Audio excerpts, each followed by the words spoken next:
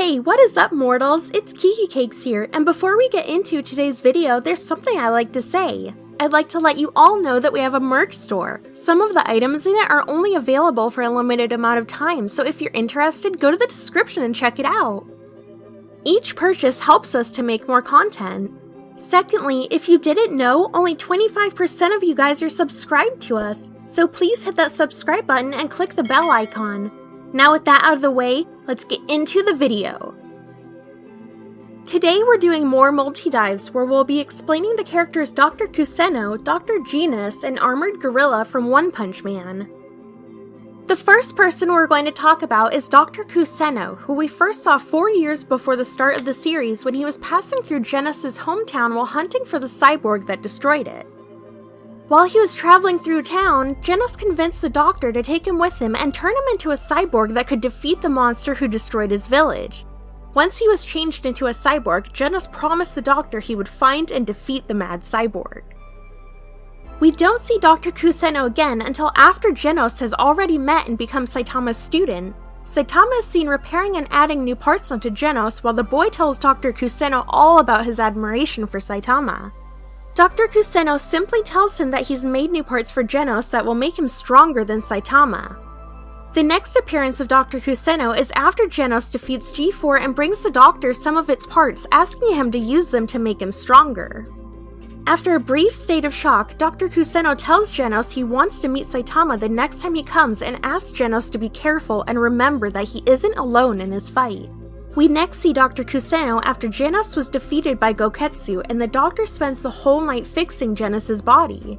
Once finished, Genus thanks Dr. Kuseno for his hard work, but before he leaves, Dr. Kuseno tells him about the upgrades he added during the fix. He also warns Genus to be more careful and to make sure to get some rest. Shortly after the procedure, Dr. Kuseno is forced to don a battle suit to defend himself and to go look for Genus to make sure he's safe. Once he gets to Saitama's apartment, he finds Genus and excitedly introduces himself to Saitama and the other heroes that are present. Side note, the heroes at Saitama's are Bang, Bomb, King, and Fubuki. After the introductions, Dr. Kuseno thanks Saitama for taking care of Genus and presents a hot pot for everyone to eat. When they're done eating, Dr. Kuseno brings Genus back to his lab where he spends the whole night repairing and upgrading him. This brings great joy to Genus, who thanks Kuseno for the boost in power, but Dr. Kuseno warns him that he needs to manage his power since if it's used too much it can explode and kill him. That's all we have seen of Dr. Kuseno as of writing this, so now let's move on to his appearance. Dr. Kuseno is an elderly man with elongated ears, a large nose, thin light eyes with grayish pupils, and a slender frame. His hair is in a bowl-cut shape that moves away from his head. Moving on to his personality, he acts as a fatherly figure for Genus and is often concerned for him, giving him wisdom that he has gained from his life experiences. Kuseno is often seen thinking of Genus in a state of worry since he's quite reckless and hot-headed. In his youth, Kuseno was driven by his sense of justice and was always trying to do his best to do what was right for mankind. On top of that, he is quite a selfless person, always willing to sacrifice his well-being to help fix and improve Genus. Moving on to his abilities, Dr. Kuseno is a bona fide genius, having turned Genus into a cyborg by himself and is able to repair and improve his body multiple times. On top of making Genus, Dr. Kuseno has also made 2 other pieces of equipment that he's seen using. The first is his body recovery drones, which he uses to recover hurt Genus and transport him back to his lab for repairs. The drones are also seen having a Gatling gun attached to them. The second piece of equipment is his combat armor. The space-like armor has a rocket launcher attached to the right shoulder and a cannon on the left that can take down monsters. That's all the information we have on Dr. Kuseno, so now let's move on to Dr. Genus. The earliest we know of Dr. Genus is when he was a young man who believed that humans had untapped unlimited potential, and he considered those around him as primitive and disliked living among them. At the age of 15, he planned to make humanity evolve, wanting to make the world into one he liked. Over the following years, he made various contributions to the world thanks to his intelligence. However, he was never able to fully realize his dream of evolving humanity and eventually decided to do it by himself. After many years, when he turned 70, he finally had a breakthrough, and with it, he was able to return himself to his youth. He was also able to clone himself numerous times, and once he did that, he started to experiment on animals, then eventually moved on to experiment on humans. He named his lab the House of Evolution, and through his experiments, he created various new species. The first time we see Genus during the series is when he hears that Saitama killed his creation, Mosquito Girl, which he shrugs off until his clones point out how she was powered up and was taken out by a single hit in this state. After a brief moment of shock, Genus decides he needs to examine Saitama's body and sends Kamakuri, Frogman, Sluggerus, Ground Dragon, Armored Gorilla, and Beast King to bring Saitama to the House of Evolution. All of his creations were defeated by Saitama, much to his dismay, and with no choices left, he makes plans to release Carnage Kabuto as his last resort. The original Genus goes to Carnage Kabuto after it had killed multiple of his clones, and he tells the beast about Saitama and how he wants to take him down. Carnage Kabuto agrees and rush attacks Genus and Saitama while holding on to Genus, and after Genus is pushed into a wall, Carnage Kabuto challenges Saitama to a one-on-one battle. Before we get back into the dive, I would like to say that in case you guys didn't know, we are only one of the many We the Celestials channels. If you have the sugar tooth for great storytelling, please give our What If channels a visit as well. No matter if it's My Hero Academia What Ifs or Naruto What Ifs, we've got you covered. Did we get your attention? Great! Make sure you click the icon in the top right corner or check the description below for the links to the other channels. Now with that out of the way, let's get back into the dive. Carnage Kabuto becomes scared of Saitama and questions what he is. After Saitama tells everyone how he became so strong, they are surprised and claim that he's lying. Carnage Kabuto becomes less nervous after hearing what he has to say and goes into his carnage mode, but this still isn't enough to keep the monster from being killed in one punch. This further shocks Genus, who then leaves, abandoning his evolutionary endeavors, and he tries to change himself. We briefly see him again when the Dark Matter Thieves attack a city. He is watching the news while he and Armored Gorilla work in their takoyaki shop. We don't see Genus again for some time until Zombie Man is able to track down the doctor and goes to question him and Armored Gorilla about the coming god-level threat mentioned in Shibabawa's prophecy. However, when he arrives to confront the two, Zombie Man is shocked to hear that Genus stopped his evolutionary experiments. He now believes in Saitama's philosophy that humans can change by themselves without inside interference.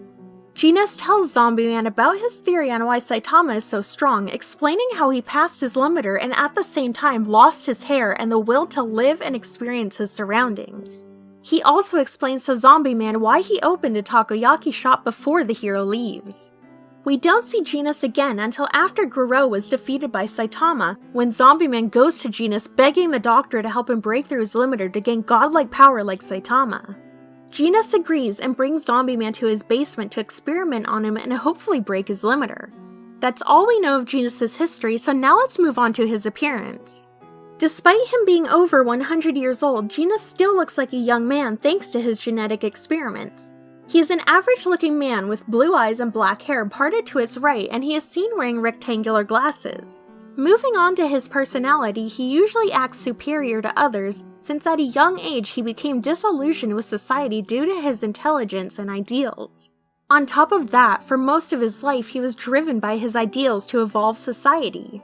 Although after seeing Saitama's power and hearing his beliefs, Genus decided he needed to change, then followed Saitama's ideals and stopped his evolution experiments. Moving on to his abilities, he's quite durable, being able to survive Carnage Kabuto's abuse and walk after suffering from the immense physical pain. Genus is forever young thanks to his experiments. He was able to regain his youth and stop aging. He's also a genius if you hadn't gathered, being smart enough to clone himself, gain eternal youth, created genetic mutants who are very powerful, and discovered multiple scientific contributions to society. That's currently all we have on Dr. Genus, so now let's move on to Armored Gorilla. The earliest we see Armored Gorilla is when he is sent with Beast King, Kamakuri, Ground Dragon, Frogman, and Sluggerus to abduct Saitama by Dr. Genus.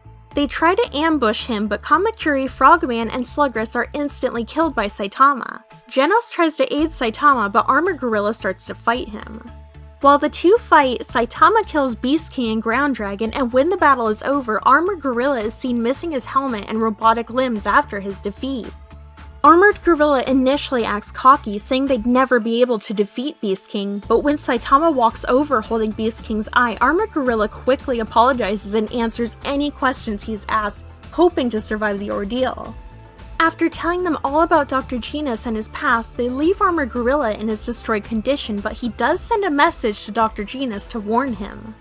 We don't see Armored Gorilla for a while until he's seen heading home after getting groceries when he is spotted by Marshall Gorilla. After a brief chat, Marshall Gorilla challenges him to a fight that Armored Gorilla easily wins, knocking the monster out.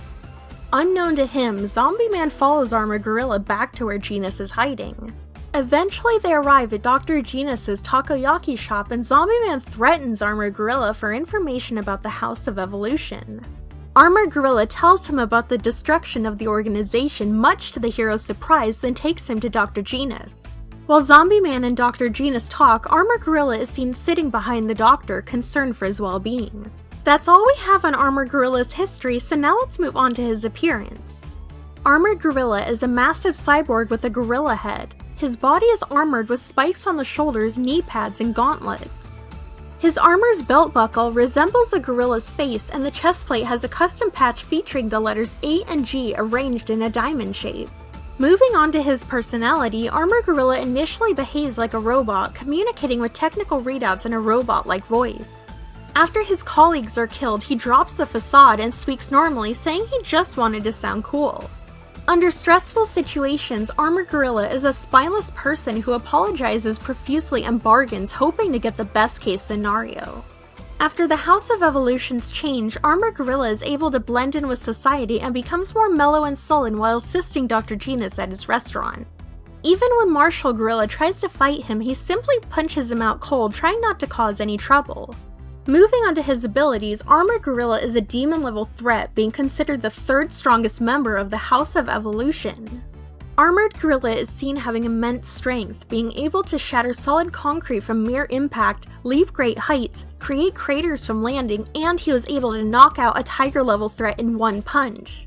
He also has immense durability, being very sturdy and durable since he is a cyborg and is able to withstand many of Genus's attacks and is unharmed by Marshall Gorilla's knife, which shattered on contact with him. He has full body enhancement since he's a cyborg, which is the main reason he has all the previous abilities listed, plus his remote transmitter, which is hidden in his head. It allows him to contact the House of Evolution from a remote location. Thank you all for watching the video. Now there are a few more things I'd like to go over before it ends. Firstly, I'd like to let you all know that we have a merch store.